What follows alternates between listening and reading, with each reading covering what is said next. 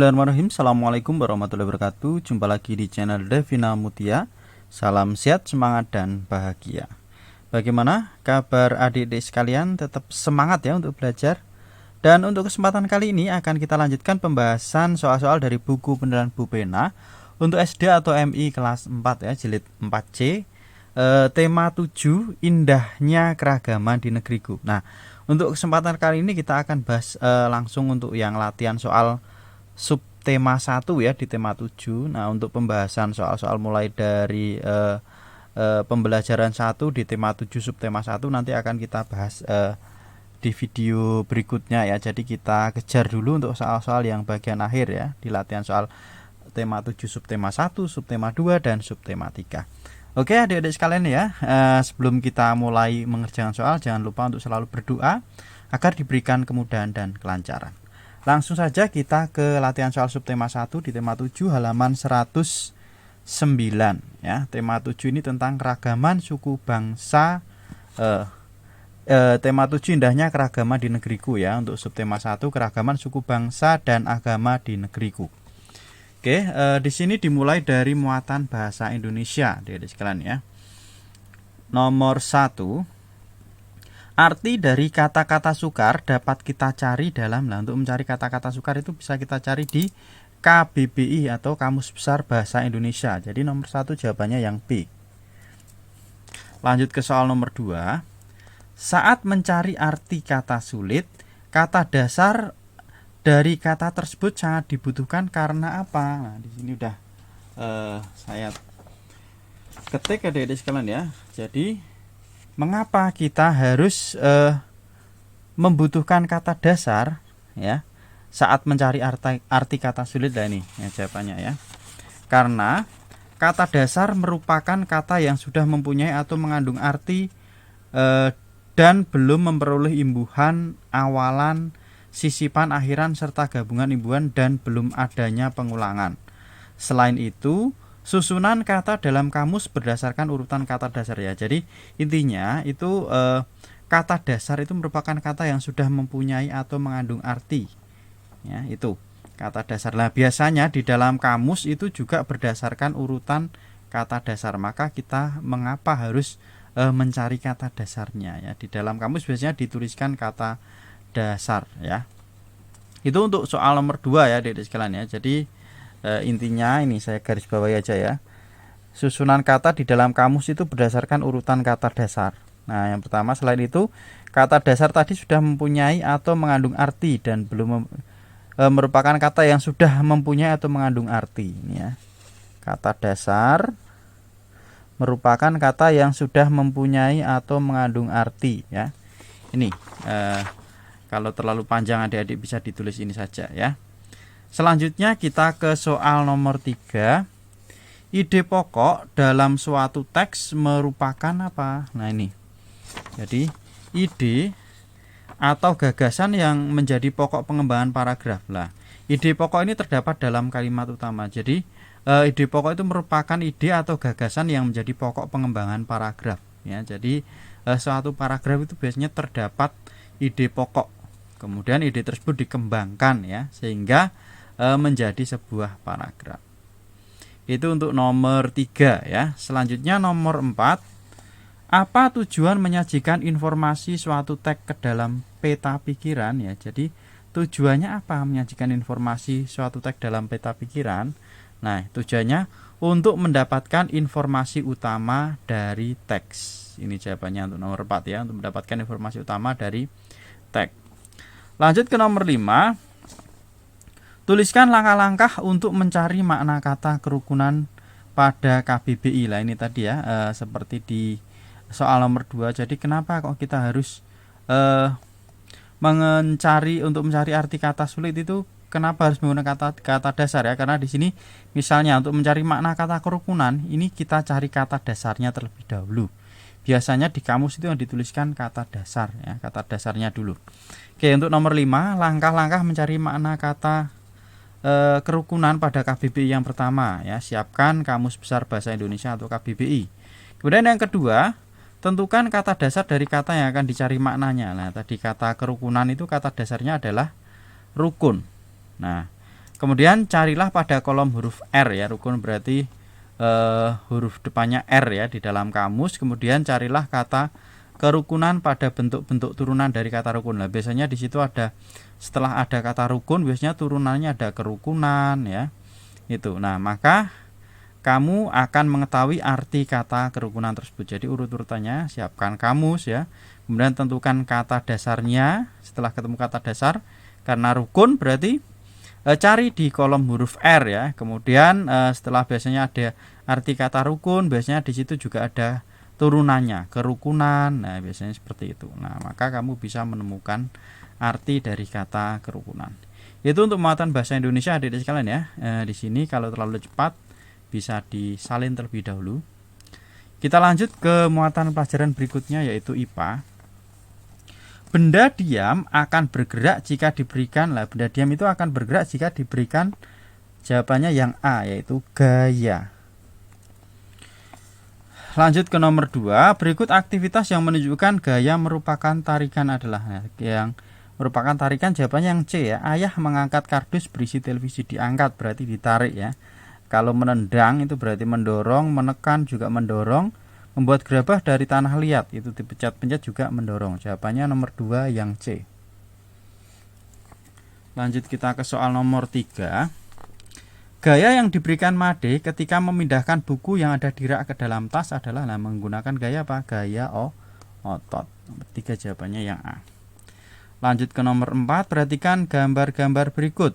Nah, ini ada sedang memencet bel.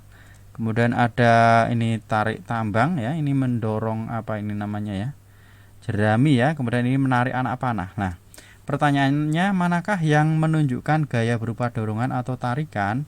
Jelaskan. Oke, ini ya untuk yang nomor 4 ya. Gaya yang berupa tarikan yang C, tarik tambang, dan D ya, menarik busur panah, ini tarikan. Kemudian yang gaya yang berupa dorongan, menekan tombol dan mendorong jerami, itu berarti dorongan ya. Oke, kita lanjut ke soal nomor 5. Tuliskan 3 aktivitas yang menggunakan gaya otot di lingkungan rumahmu ya. Contoh aktivitas yang menggunakan gaya otot di sini. Misalnya mengangkat ember berisi air, memindahkan buku ke rak buku, dan menarik tali tambang. Ini adalah menggunakan otot. Maka di sini termasuk gaya otot. Itu adik-adik sekalian ya untuk muatan IPA. Selanjutnya kita ke muatan pelajaran SBDP. Notasi angka dari not balok tersebut yang benar adalah, nah ini kita perlu ketahui adik-adik sekalian ya. Untuk do ya, do itu ini pilihan ganda ya adik-adik sekalian ya. Biasanya di awal pilihan ganda. Oke. Nah, kalau kita lihat di sini ya, jawabannya adalah yang C yaitu fa, sol, fa, mi, do, fa, mi ya, yang C. Oke, kita cek ya. Jadi untuk do itu ada di garis bantu yang pertama, ini do ya. Jadi ini do. Kemudian re itu ada di antara garis bantu pertama dengan garis pertama. Ini re-nya tidak ada ya, ini adanya mi. Ini mi, ini mi, ini fa di sini ya, ini fa, ini fa, ini fa ya, ini fa. Ini atasnya berarti sol ya. Fa, sol, fa, mi, do, fa, mi. Fa, sol, fa, mi, do, fa, mi. Oke, kita lihat di sini. Fa, sol, fa, mi, do, fa, mi. Oke ya, betul ya jawabannya C. Jadi do itu ada di garis bantu pertama, kemudian naik itu ya, re, mi, fa, sol, dan seterusnya. Jadi jawabannya paling tepat adalah yang C ya. Kemudian nomor 2, lagu daerah berikut yang berasal dari Provinsi Jawa Tengah adalah, nah lagu dari Jawa Tengah ini adalah Suwe Ora Jamu. Jawabannya yang C ya. Kemudian nomor 4, lagu Satu Nusa Satu Bangsa dinyanyikan dengan tempo. Nah, temponya adalah andante, tepatnya andante maestoso ya. Oke, kita lihat di sini untuk yang nomor 3 ya. Nomor 3 jawabannya adalah andante atau andante maestoso tepatnya ya. Kemudian nomor 4, tuliskan kata dalam lagu Suwe Ora Jamu yang memiliki nada rendah dan nada tinggi. Yang memiliki nada rendah ya di sini yaitu suwe ora jamu. Lah itu yang nada rendah. Kemudian nada tingginya ketemu pisan gawe gelo. Lah itu yang nada tingginya seperti itu ya. Yang nada rendahnya ini suwe ora jamu. Nah itu rendah tingginya ini. Oke, selanjutnya kita ke nomor 5.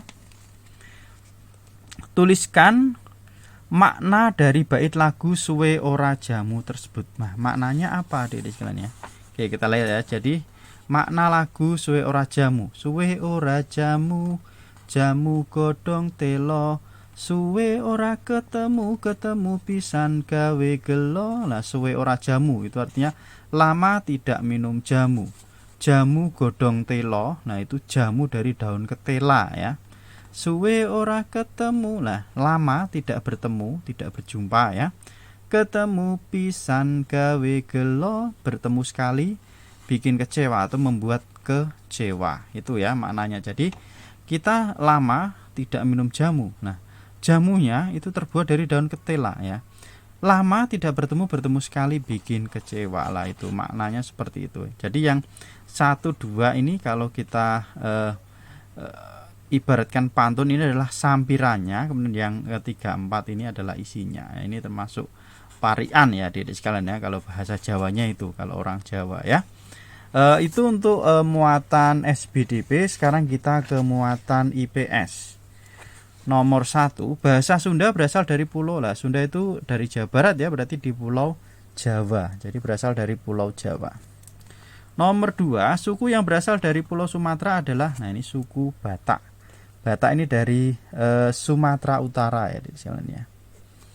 Kemudian ke nomor 3, keragaman suku bangsa di Indonesia dipengaruhi oleh, nah keragaman suku bangsa di Indonesia itu dipengaruhi oleh apa? Nah di sini.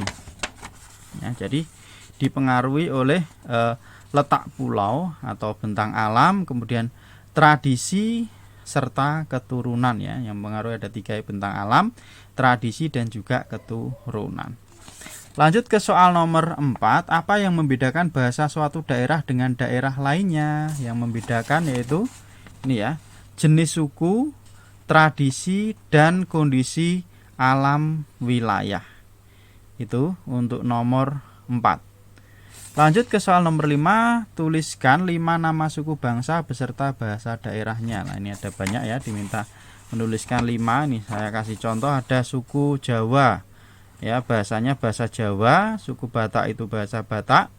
Suku Betawi bahasa Betawi. Suku Sunda bahasa Sunda. Suku Dayak bahasa Dayak. Nah ini ya contohnya ya, 5 suku berserta bahasanya.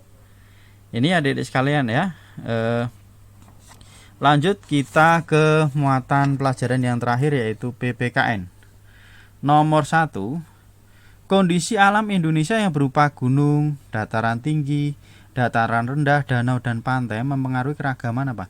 Keragaman pekerjaan ya adik-adik sekalian. Biasanya orang yang di daerah pantai itu sebagai nelayan, yang di dataran rendah itu sebagai petani. Lah itu adalah keragaman pekerjaan. Nomor 2, bahasa pemersatu bangsa Indonesia adalah bahasa Indonesia. Jawabannya yang D. Nomor 3, kitab suci agama Buddha ya. Kitab suci agama Buddha itu adalah Tripitaka. Di sini sudah saya tuliskan ya. Jadi nomor 3 jawabannya adalah Tripitaka. Nomor 4, tuliskan 2 cara melestarikan bahasa daerah. Cara melestarikan bahasa daerah itu dengan cara apa? Nah ini ya. Yang pertama, bangga saat menggunakan bahasa daerah. Yang kedua, menghargai teman yang sedang menggunakan bahasa daerah. Dan yang ketiga, mau mempelajari bahasa daerah lain. Serta yang keempat, tidak menghina bahasa daerah lainnya. Diminta 2, bisa dipilih adik-adik sekalian, ditulis semua juga tidak apa-apa. Ini cara melestarikan bahasa daerah. Lanjut ke soal nomor 5. Orang tuamu selalu menggunakan bahasa daerah untuk berkomunikasi, padahal kamu tidak mengerti dengan bahasa daerah tersebut. Bagaimana sebaiknya sikapmu? Nah, sikap kita sebaiknya bagaimana? Nah ini, tidak menolaknya, karena dengan kita menyimaknya, kita secara tidak langsung akan memahami maksud dari percakapan tersebut. Sikap menghargai sangat diperlukan jika kita bertemu dengan orang lain yang berasal dari daerah yang berbeda ya. Jadi kita harus menghargai ya, apalagi orang tua kita. Jadi kita tidak boleh menolak. Justru dengan menggunakan bahasa daerah kita bisa mempelajarinya dan melestarikan bahasa tersebut ya. Jadi kita harus menghargainya. Itu adik-adik sekalian ya untuk latihan soal subtema 1 di tema 7. Nah, untuk pembahasan soal-soal berikutnya tetap ikuti terus di channel Devina Mutia. Terima kasih sudah belajar bersama, semoga bermanfaat dan mohon maaf apabila ada kekurangan. Saya akhiri, wassalamualaikum warahmatullahi wabarakatuh.